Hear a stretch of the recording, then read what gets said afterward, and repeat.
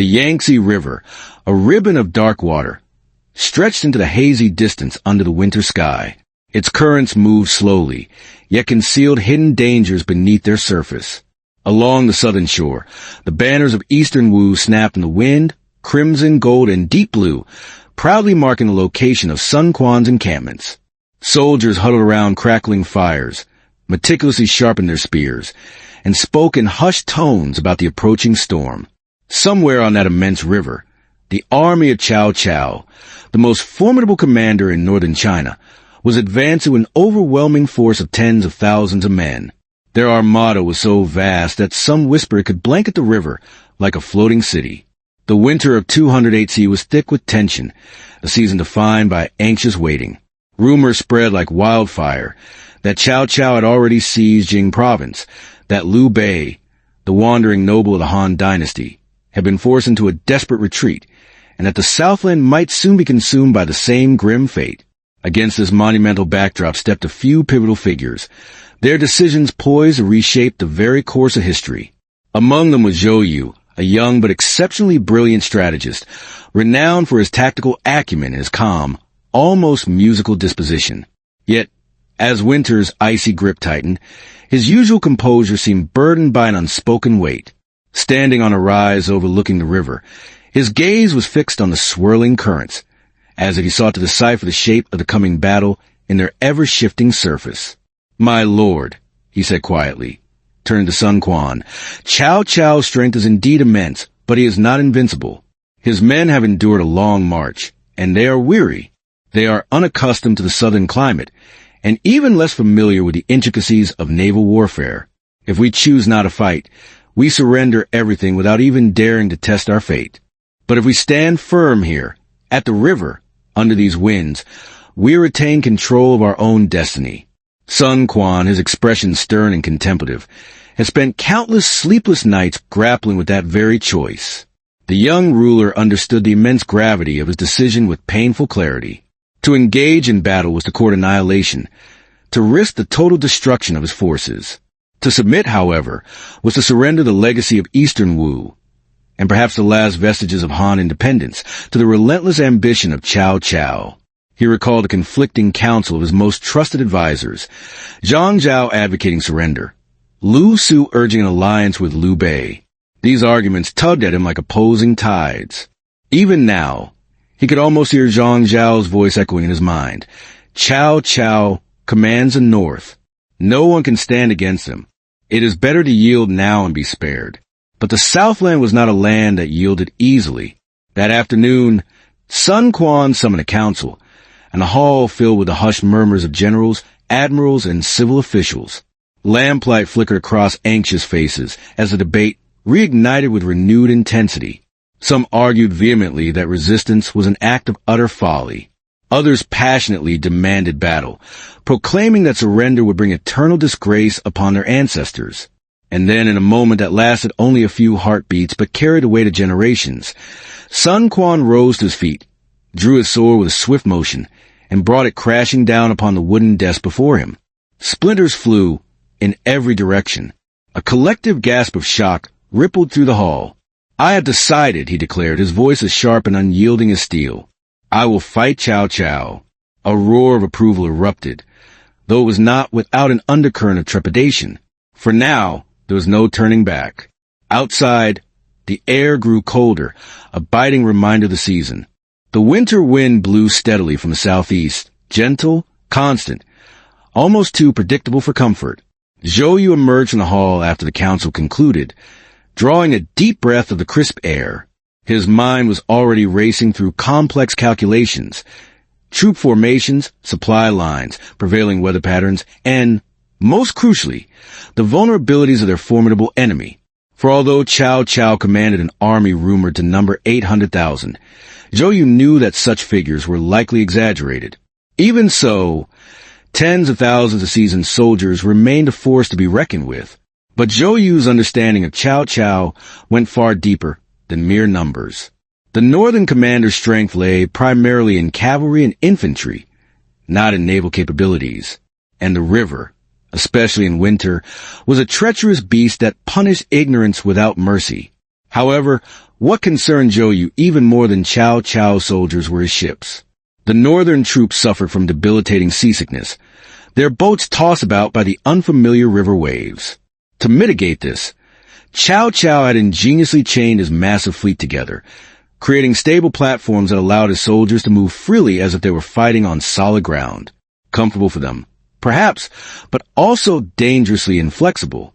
If the winds were to turn fierce, those very chains had become a fatal trap. Zhou Yu ran his fingers along the river breeze, testing its direction with the practiced sensitivity of a musician tuning a string. There was something subtly different in the air that day, a faint dryness, a cold clarity that hinted at a coming change. Behind him, footsteps approached softly. It was Lu Su, his loyal friend and advisor. Worried? Lu Su inquired, his voice gentle. Not worried, Zhou Yu replied, his gaze fixed on the horizon. But the river speaks if one knows how to listen, and it whispers that fire may play a significant role in what is yet to come. Lu Su smiled faintly. I have always trusted your instincts. As night settled over the encampment, the warriors of Wu prepared for the days ahead. Fires cast warm, flickering circles of light along the riverside. Liu Bei's forces, what remained of them after their harrowing retreat from Changban, settled into their own camp nearby. Among them was Zhuge Liang, the brilliant strategist whose reputation had spread far beyond the lands he had yet to conquer. He walked quietly along the banks of the river that evening, his feather fan swaying gently in the cold air. He, too, sensed the shifting breath of the wind, and he, too, knew that something decisive would be born from that breeze. Two strategists, Zhou Yu and Zhuge Liang, stood under the same vast sky, but harbored different visions. Although they were allies for the moment, a subtle rivalry of spirit flickered beneath the surface of their cooperation. Yet for this winter, their paths were aligned. The Southland must survive. As the moon climbed higher in the sky, the sound of the camp gradually softened, fading into the vast hush of the river. From across the waters, faint echoes drifted, the distant clanging of Cao Cao's fleet settling for night, the uneasy movements of northern soldiers on unfamiliar shores. Between the two opposing forces lay the dark, cold expanse of the Yangtze, silent but waiting.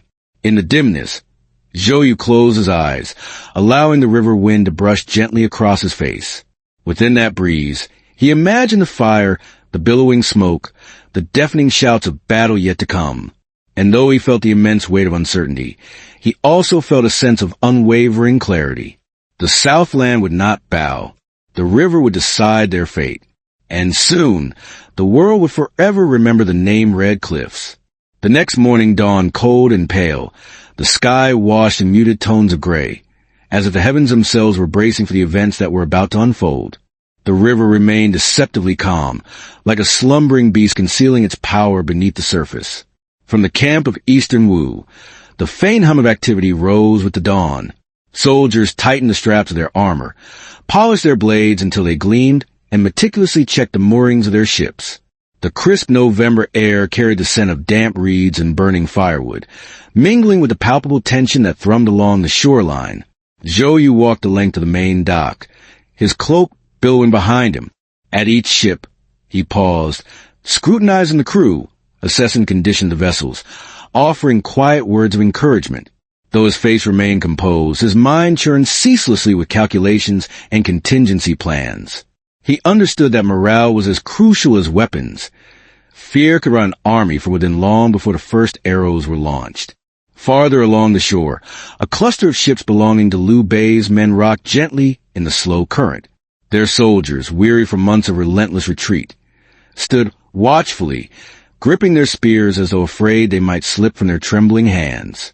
Zhuge Liang stood among them, his feather fan idly stirring the cold morning air. When he noticed Zhou Yu approaching, he offered a polite nod of acknowledgement. "Master Zhou," he said, his voice soft yet clear and penetrating. "The wind today seems calm, but calmness is never permanent." Zhou Yu stopped beside him, his gaze fixed on the horizon. "Just so. But storms are predictable, if one knows how to read the sky."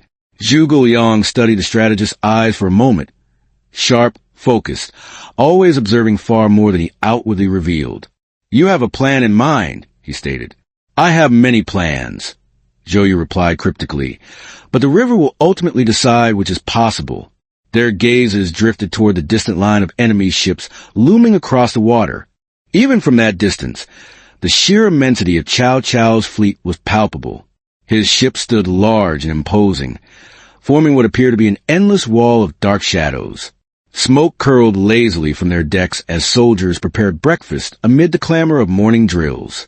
Though the distance blurred their features, their movement seemed sluggish, uncertain. A foreign army forced into a theater of war they did not fully comprehend. Zhou Yu had requested fresh reports from his scouts that very morning. The messengers returned with crucial observations. The northern soldiers still suffered from debilitating seasickness. Their ships remained tightly chained together. Their supply lines, though abundant, showed signs of strain due to humid climate and outbreaks of illness. Each detail was a vital thread that might unravel Cao Cao's seemingly invincible facade. Yet Zhou Yu knew that even a single misstep could doom them all. His men were significantly fewer in number. If they confronted Cao Cao in a direct, head-on assault, they would undoubtedly be crushed. Only cunning, combined with masterful understanding of the river and the wind, could possibly balance the scales. Later that day, Sun Quan convened another strategy meeting. This time, the mood was noticeably steadier, more focused. Fear remained, but it was now tempered with a palpable sense of purpose. Generals Li Yi Handang and Cheng Pu stood ready, their weapons resting beside them. Lu Su, ever calm and thoughtful, remained close to Sun Quan, offering counsel when needed. From Liu Bei's side came Zhuge Liang, silently observing the proceedings with his characteristic intensity. Zhou Yu stepped confidently to the center of the hall. "We cannot hope to outnumber Cao Cao," he began, his voice clear and resonant. "But numbers alone do not determine the outcome of every battle. His men are tired and sick. They are unfamiliar with the river's treacherous currents. Their ships, chained together, cannot maneuver effectively. If fire burns even one of those ships, the flames will inevitably spread across them all." A murmur rippled through the assembled officers. "But the wind," someone pointed out, his voice laced with concern. "The wind is blowing from the southeast. Fire would only drift back toward our own ships." Zhou Yu nodded calmly. "True. Today, the wind favors them. But winter winds are notoriously restless. They shift direction without warning. I believe we will soon witness a western wind, harsh, sudden, and strong enough to carry flames across the river and engulf the enemy fleet." Zhuge Liang tapped his feather fan lightly against his palm. "The heavens move in cycles," he added, his voice soft yet carrying an air of authority. "And the weather of the Southland often takes unexpected turns when least expected. A shift is indeed coming." Some of the generals still looked uncertain, their faces etched with doubt. Fire attacks were undeniably risky, notoriously unpredictable, and could potentially backfire with disastrous consequences. Yet others felt a surge of growing confidence. The audacious idea of harnessing wind and flame, forces far beyond mere human strength, appealed to them deeply. Sun Quan listened silently, his expression unreadable. His fingers tapped rhythmically on the armrest of his chair. Finally, he nodded decisively. "We will trust the river and the sky," he said slowly, his voice firm and resolute, "and we will prepare for fire." The momentous decision set the entire camp into a flurry of intense activity. Over the next several days, the forces of Eastern Wu diligently gathered vast quantities of dry reeds, oil jars brimming with flammable liquid and sticky pitch. Ships were meticulously reinforced, and fire vessels were secretly outfitted and dispersed among the regular fleet, their true purpose carefully concealed. Each night, officers drilled their soldiers on new maneuvers, emphasizing the importance of precision and coordination. Words of caution spread quietly through the ranks. Wait patiently for the signal. Constantly monitor the wind direction, and above all, do not panic. Meanwhile, across the river, Cao Cao grew increasingly confident, lulled into a false sense of security. Reports arrived daily, boastfully asserting that Eastern Wu did not dare to launch an attack against his overwhelmingly superior forces.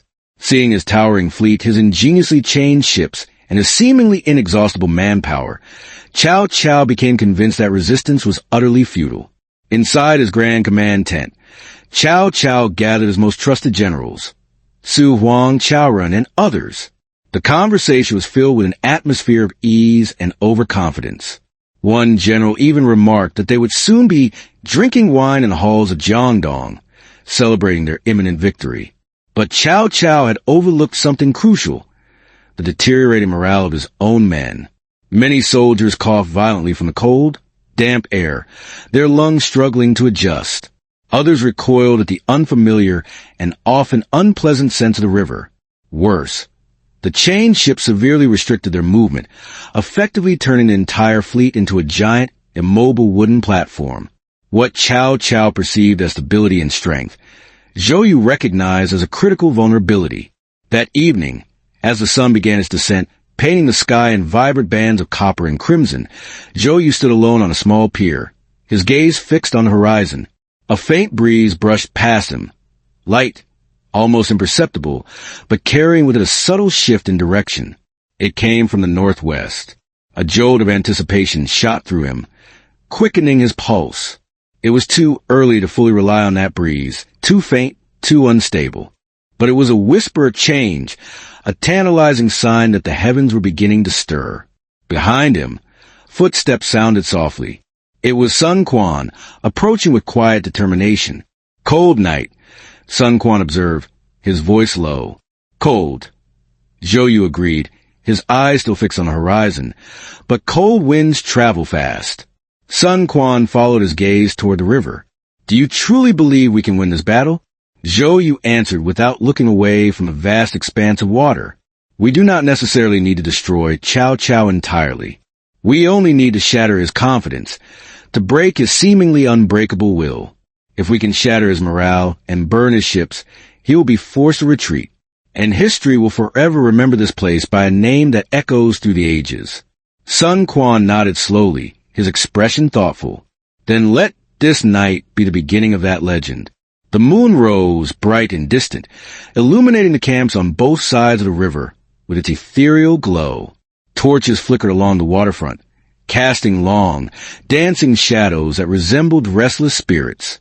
Soldiers murmured in their sleep. Horses snorted softly in their stables. And somewhere in the cold darkness, a gust of wind shifted direction once again, this time a little stronger, brushing past the waves like a portentous omen. The river listened. The winds gathered their strength, and the storm of red cliffs drew inexorably closer. The wind changed decisively on the 11th night. No one could pinpoint the exact moment it happened. Some soldiers were already asleep on the decks of their ships. Some were quietly sharpening their spears in preparation for the coming battle, and others simply stared into the dark, swirling waters of the river, wondering what another dawn of tense waiting might bring. But for Zhou Yu, the instant the wind shifted was like the distant beat of a drum finally answering his silent call. He stepped out onto the command balcony of his flagship, lifted his hand, and felt the air slide across his palm. It carried a distinct warmth, an unnatural warmth for a winter night. And most importantly, it blew steadily from the southeast, like a long-awaited ally finally arriving on the battlefield after a long and arduous journey. Zhou Yu closed his eyes briefly, letting the full significance of the moment sink deep into his bones. "The wind of fire," he murmured almost inaudibly. At last! Below him, the camp lay in relative silence. Torches flickered along the waterfront, casting sleepy pools of gold across the anchored boats. It was a beautiful sight, almost serene and peaceful. If one could forget that the greatest warlord in the realm waited just across the water with an army 10 times larger than their own. Zhou Yu turned and called for sentries to immediately summon Huang Gai. Huang Gai arrived quickly, his armor barely strapped in place, his face etched with a mixture of stern resolve and hopeful anticipation. Without uttering a single word, Zhou Yu simply pointed toward the open sky. Huang Gai raised his head. It took him only a moment to understand. "So the time has finally come," he said, his voice low and steady. Zhou Yu nodded, his gaze fixed on the distant enemy fleet. "We must move swiftly before the wind has a chance to shift again. The moment we complete our final preparations, you will take the fire ships forward." The plan had been meticulously crafted long ago, but putting it into action was an entirely different and far more daunting matter. Every rope, every jar of pitch, every oil-soaked sail had to be carefully arranged with unwavering precision. Failure meant not only losing the impending battle, but also inviting unimaginable disaster upon the defenseless southern lands. Huang Gai saluted once, his movements crisp and decisive, and left to ready his men. Zhou Yu remained alone for a moment longer, gazing at the dark, imposing shape of Cao Cao's massive fleet across the river. Thousands of ships, lined together in tight formation, bound together by thick iron chains. A floating fortress on water, a potent symbol of overwhelming ambition. For all your strength, Cao Cao, Zhou Yu whispered into the wind, you made one fatal mistake. You believed that the river could never turn against you. Preparations moved swiftly and efficiently. Lamps were carefully covered, so their light would not betray the impending movement. Soldiers diligently stuffed straw onto the small attack ships, layering it with flammable oil and sticky resin. The pungent smell clung to the air like a thick fog, permeating everything. Some of the younger troops trembled with a mixture of fear and anticipation. Others whispered silent prayers for courage and protection. But Huang Gai walked among them, his voice steady and reassuring, his presence a calming influence. Remember, he told them, his words carrying the weight of history, this night will be sung about for centuries to come. You are not merely soldiers. You are the spark that will forever divide the realm. His quiet calmness spread among them, like a slow-burning but inextinguishable fire of its own. When the moment finally arrived, the river itself seemed to hold its breath, as if sensing the gravity of the impending event. Huang Gai boarded the lead fire ship, his expression resolute. The oarsmen dipped their paddles silently into the dark water, creating barely a ripple. Behind him, more ships followed, small shadows drifting purposefully forward, guided by the unwavering southeast wind. Zhou Yu stood at the cliffside command tower, watching the procession with unwavering focus. His heart beat steadily, though he knew that once the flames rose high into the sky, there would be no turning back. The river grew gradually brighter as the fire ships neared Cao Cao's chain fleet. Lanterns aboard the northern ships bobbed gently in the night. Watchmen called out to one another, their voices puzzled at first. They saw the small fleet approaching, but mistakenly assumed it was a surrender attempt, or perhaps a desperate plea for negotiation. Huang Gai waited patiently until the final distance had closed. Then, with a swift, decisive motion, he gave the signal. A torch dropped onto the oil-soaked straw. Flames burst upward with a deafening roar, illuminating the night sky. The southeast wind caught them instantly, fanning the flames with ferocious intensity. The fire surged across the decks, climbing the masts and devouring the boats like a living creature unleashed from its cage. In mere moments, the fire ship struck Cao Cao's chain fleet. The flames leapt from boat to boat, racing along the tightly bound formation, turning the massive northern navy into a raging inferno of burning wood. Cries of terror and desperation erupted from the darkness. Shouts, screams, the splintering of masts, and above them all, the fire roared like 1,000 claps of thunder. Zhou Yu closed his eyes for a brief moment, offering a silent prayer. It has begun. He opened them again, watching the river blaze before him. The Battle of Red Cliffs had reached its turning point. From Zhou Yu's vantage point on the cliffside tower, the flames rose like a wall of living gold, painting the night sky with violent strokes of red and orange. The intense heat reached all the way to the southern shore, providing an almost welcome warmth against the biting winter air. Every crashing mast, every bursting hull, echoed across the water like the roar of a collapsing world. Cao Cao's fleet, once an unbreakable chain of might, was now a tortured serpent of fire, twisting and writhing across the surface of the water. Yet Zhou Yu did not celebrate prematurely. Victory was still far from certain, and even in triumph, there was always reason for caution. The fire could destroy the northern ships, but Cao Cao still commanded a massive land army, and desperate commanders were capable of desperate actions. He waited, his breath steady, watching as the inferno crept deeper and deeper into the enemy formation.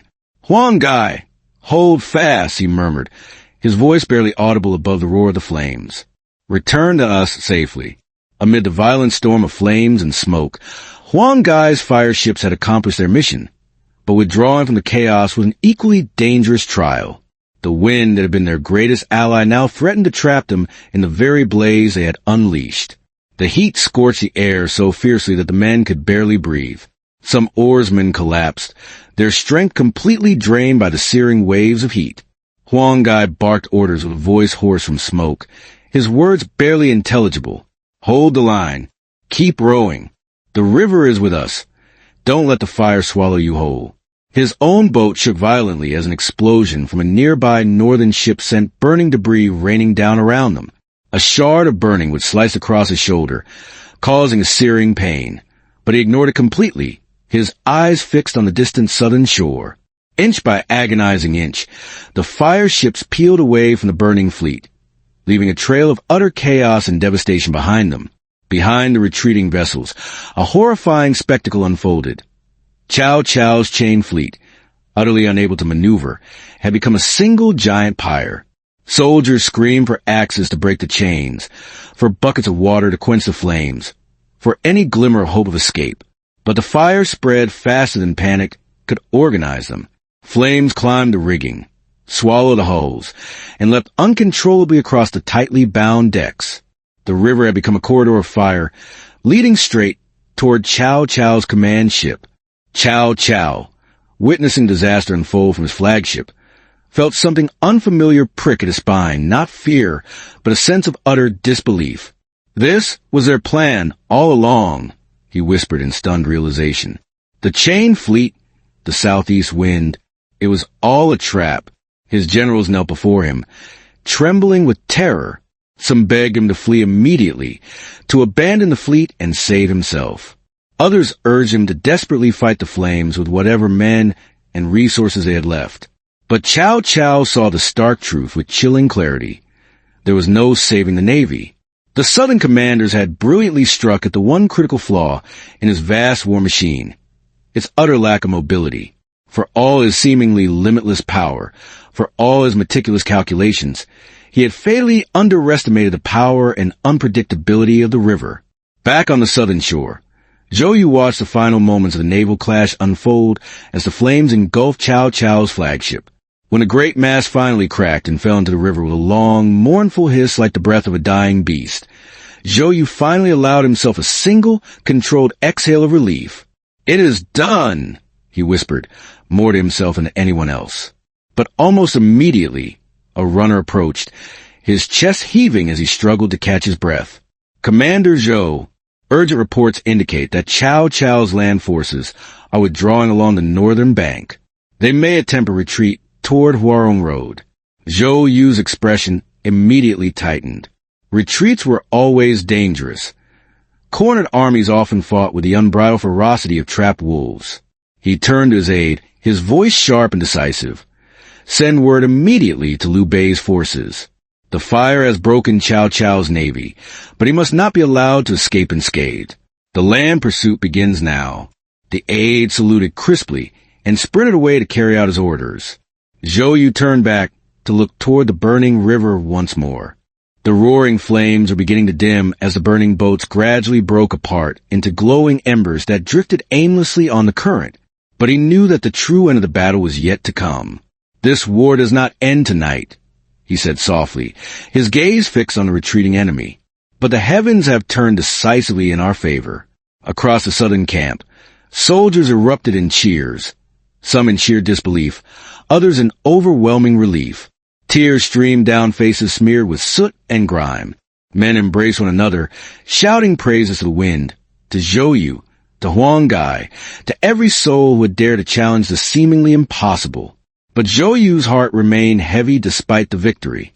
He knew that victory always carried a significant weight, a somber price. He thought of the fallen comrades, of the burning ships now drifting toward the horizon like glowing skeletons, stark reminders of the cost of battle. He thought of the soldiers still desperately rowing back to shore, their bodies exhausted, but their spirits unbroken. And above all, he wondered whether the realm, fractured and bloody by years of relentless conflict, would ever truly know peace after this long and terrible night. The wind carried the acrid scent of smoke across the water, a constant reminder of the destruction that had been wrought. Zhou Yu closed his eyes briefly, letting the warmth of the receding flames brush against his face. "Tomorrow," he murmured, "the river will run cold again. But tonight it burns with destiny." The winter dawn over the red cliffs rose pale and quiet, as if the heavens themselves wished to gently wipe clean the terrible scars of the night before. A thin veil of smoke lingered over the river, drifting like tired ghosts above the charred remains of Cao Cao's once mighty fleet. What had been a seemingly endless chain of imposing warships stretching across the water was now nothing more than a collection of smoldering fragments, carried downstream by the gentle morning current. Zhou Yu walked slowly along the shoreline where wreckage had washed ashore during the night. Burnt wood cracked softly beneath his boots, a somber soundtrack to the scene of devastation. Bits of charred rope and broken shields lay scattered across the sand like the remnants of a terrifying dream that was too vivid to ignore. Yet even in the midst of such utter ruin, there was a quiet beauty to be found, an eerie serenity that often comes only in the immediate aftermath of complete chaos. The river, for all the horrors it had witnessed during the long night, now reflected the pale sunlight in calm, trembling waves, as if trying to regain its composure.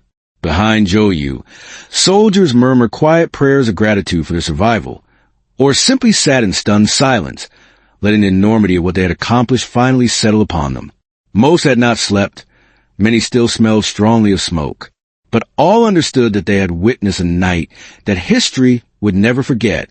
Zhou Yu paused, his gaze fixed on the opposite bank. "Cao Cao, you are not finished," he whispered, his voice barely audible above the lapping of the waves. "But you will not forget this night either." Far to the north, Cao Cao and the remnants of his shattered forces were already retreating along the muddy roads toward Jiangling, their escape route fraught with danger and uncertainty. The thick frost on the ground made the path treacherous, and the soldiers, exhausted, shivering, scorched by fire, and broken by fear, moved like shadows, their steps heavy with despair. Some had lost their boots in the chaos of the retreat. Others limped painfully, leaning on makeshift crutches fashioned from broken branches. The once unstoppable northern army was now reduced to scattered clusters of desperate survivors. Cao Cao rode silently at the head of the mournful column. His armor was stained with ash and soot. His hair, usually meticulously groomed, was tangled and matted from smoke and wind. Though his gaze remained fixed on the horizon, something deep inside him wavered precariously, a rare and unwelcome bruise to his otherwise unshakable pride. His generals dared not speak to him until he finally broke the heavy silence with a low, somber tone. "The defeat at Red Cliffs is not the end of our destiny. Heaven tests the ambitious." But the weight of those words felt insignificant against the biting cold, and even Cao Cao could sense their hollowness. He briefly closed his eyes, the memory searing in his mind. Flames consuming his fleet, the deafening roar of the inferno, the stark realization that even the keenest intellect is powerless against the forces of nature. Yet, retreat was not synonymous with surrender. He would rebuild his strength, reclaim his lost advantage. Still, the bitter defeat at Red Cliffs would haunt him for the rest of his days. Meanwhile, on the southern bank of the river, the allied forces of Sun Quan and Liu Bei were tending to their wounded and solemnly collecting the bodies of the fallen. The air was thick with hushed voices, the soft clatter of medical tools, and the heartbreaking sobs of those who recognized loved ones among the dead. Zhou Yu knew this grim aftermath of battle all too well. Victory always extracted a higher price than triumph ever acknowledged. He walked among the rows of the injured, pausing to exchange words with soldiers who offered weak salutes despite their bandages and pain. Some reached out to grasp his sleeve, their eyes shining with gratitude. Others whispered, "General, did we truly succeed?" To each, Zhou Yu offered the same steady nod of reassurance. "Yes, and it was your courage that ignited the flames of last night." Yet deep in his heart, he knew courage alone had not been enough. Strategy had shaped the battle, but ultimately, fate had delivered the victory. The opportune fire attack, the timely southeast wind. They had all placed their faith in the river to heed their hopes. Perhaps that was why Zhou Yu felt a profound humility in victory. Later that afternoon, Zhou Yu convened with Liu Bei, Zhuge Liang, and the other key allied commanders. The atmosphere was somber, far from celebratory. Red cliffs had secured the south, at least for the moment. But the realm remained fractured, and the looming specter of future conflicts cast a long shadow. Zhuge Liang spoke first, his tone thoughtful. Cao Cao's defeat here marks a significant turning point. The land will not so easily fall under a single banner. Zhou Yu nodded in agreement, though a bittersweet feeling stirred within him. We have bought time, he said. Nothing more, but nothing less. And time is a precious commodity. Liu Bei added softly. And in that time, perhaps the people may find a moment to breathe a little easier. The commanders shared a silent understanding. The alliance had been forged out of necessity, not genuine unity. But for this fleeting moment, the burden on the realm felt slightly lighter. As evening drew near, Zhou Yu returned to cliffs overlooking the vast river. The faint glow of the last embers from the destroyed fleet flickered in the distance, resembling dying stars scattered on the water surface. A cool breeze brushed his hair, carrying with it the faint, acrid scent of burnt wood. Zhou Yu closed his eyes, no longer seeing the raging fire or hearing the agonizing screams of battle. Instead, he felt the slow, unwavering pulse of the river below, everlasting, impartial, and older than any war or ambition. A quiet voice echoed within him. History will remember this night. Asterisk, but what awaits us beyond the reach of memory? Opening his eyes, he gazed toward the distant horizon where the darkness met the water. Tomorrow, he murmured, another journey begins. Red Cliffs is but a single chapter. Behind him, the southern camp stirred with renewed purpose. Soldiers were rebuilding shelters, carrying vital supplies, and diligently tending to the wounded. Life, as it always did, continued its relentless march forward. Zhou Yu stood a moment longer, feeling the weight of victory settle deep into his bones. Not as personal triumph, but as a heavy sense of responsibility. At last, he whispered into the river wind, "May the heavens show mercy to those who survived." And with that solemn wish, he turned from the cliffs, stepping silently back toward the camp where a new dawn awaited the south, a dawn born from the fiery crucible of Red Cliffs.